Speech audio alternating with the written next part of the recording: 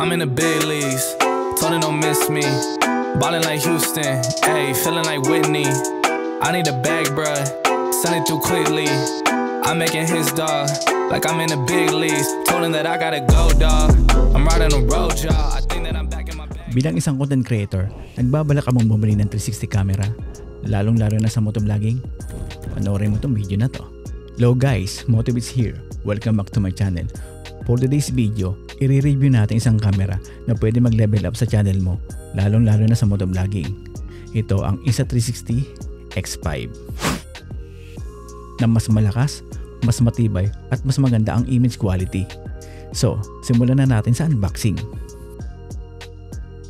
Inside the box, meron tayong X5 camera, battery, USB-C cable, lens caps, pouch at mga manuals. Pagkakuha mo pa lang sa kanya, ramdam mo na kagad ang kanyang premium build quality. Check naman natin ang physical updates. Ito yung mga bagong features.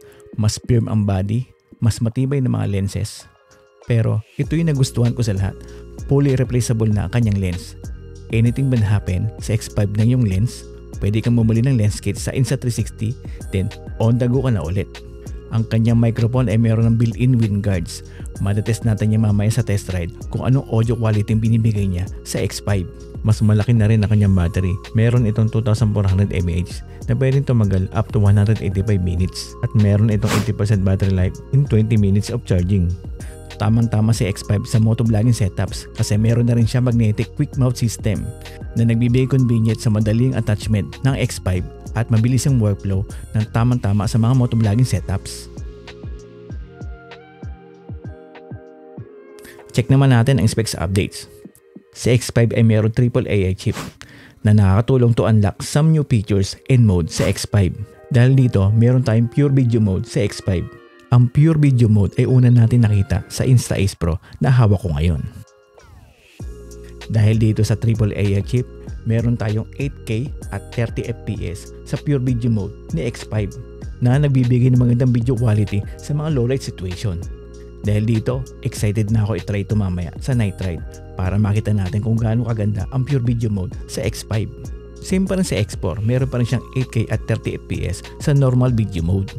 Meron na rin HDR options in 5.7K up to 60 FPS. Kung ayaw mo ng 8K, you can shoot 5.7K sa pure video mode. Yung high dynamic range o HDR ay nakatulong sa mga high contrast situation.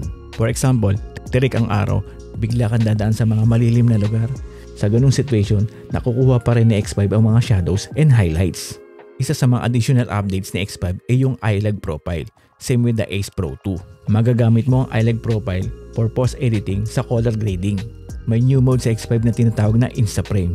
Basically, it shoots two files. Yung isa, ready to use. Yung isa naman, flat na video na meron 360 file na pwede mong i-reframe later on. Tamang-tamang ito kung marami kang social media accounts. Pwede kang mag-upload sa TikTok, Instagram, or Facebook. Then later on, pwede kang mag-reframe sa iyong official accounts like YouTube. Sa slow motion, upgraded siya to 120 FPS from 100 FPS. Kaya smooth na smooth ang kanyang video sa slow motion. So, setup na natin si X5 sa ating helmet.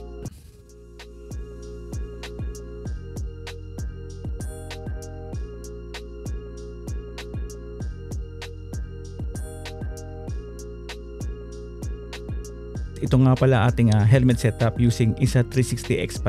Kung mapapansin nyo, wala tayong wire kasi gagamit tayo ng Bluetooth connection from our DJI Mac Mini. Microphone natin nakalagay sa loob na mayroong magnet. Dinikit ko yung magnet sa loob ng helmet para madali yung attachment natin ng ating mic. Gumamit din tayo ng L bracket para yung camera natin bumaba ng konti para hindi masyadong sagabal sa ating vision. So mayroon tayong magnetic mount system na aftermarket na kinabit natin dito sa Insta360 natin. So let's try na to sa ating motovlogging.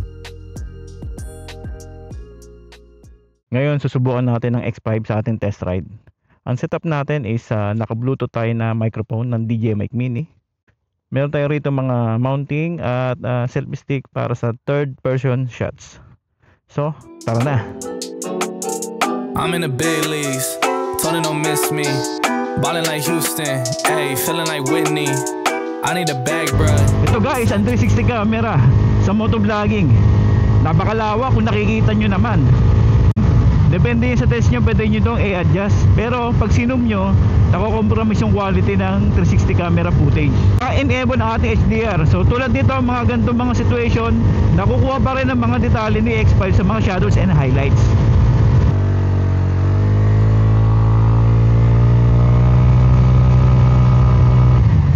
Ito naman, ang settings natin ngayon is 8K at 30 fps. Walang HDR. Depende yun sa settings nyo kung anong gusto nyo. 5.7K na mayroong HDR or 8K na walang HDR. Woo!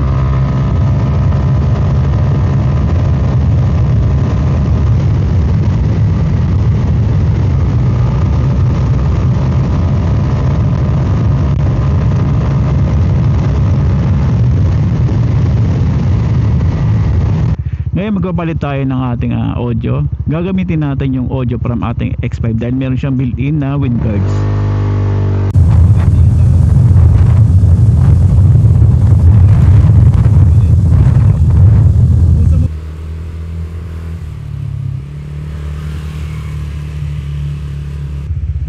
Anong ganda ng kuha ko yung Mark? Ha? Malis malobot to. Ito 30% pa lang eh.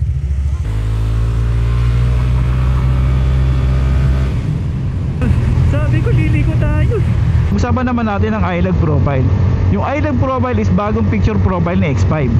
So tulad nito, nakikita nyo iLog profile to.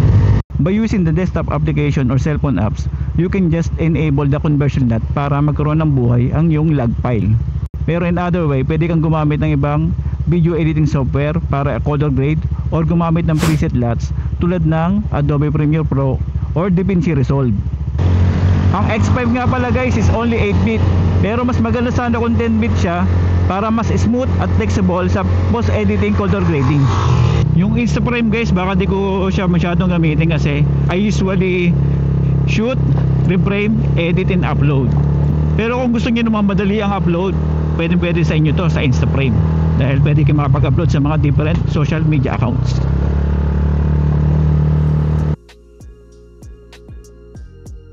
Why 360 camera guys? Kasi yung 360 camera, para ka merong cameraman na tulad nito.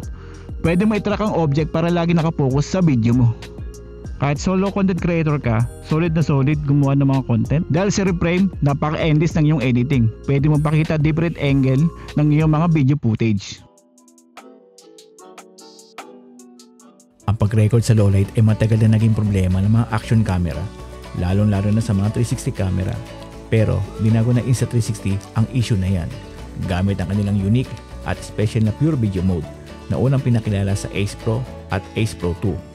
At ngayon, ang X5 ay meron na rin pure video mode sa 360 video settings up to 8K 30 fps dahil ito sa bagong AAA chip na tumutulong para enhance ang mga low-light shots, tinatanggal ang noise at pinapataas ang video quality.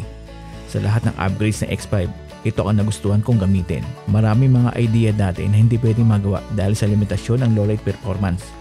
Pero ngayon, possible na lahat dahil sa bagong capabilities sa X5 tulad ng nasabi ko kanina, ang pure video mode ay available hindi lang sa 5.7K at 30 fps pero pati na rin sa 8K at 30 fps na sobrang solid.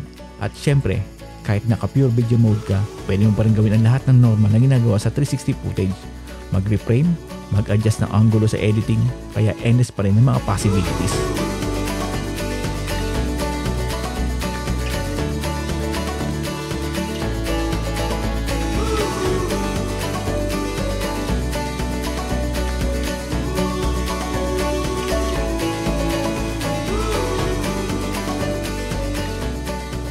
Kung ikaw ay isang motovlogger, worth it ang X5 dahil meron ka ng 8K quality, longer battery, replaceable lenses, at pure video sa low light. Thanks for watching guys. Subscribe na for more motovlogging videos and camera reviews. Ride safe and kita-kits sa next video.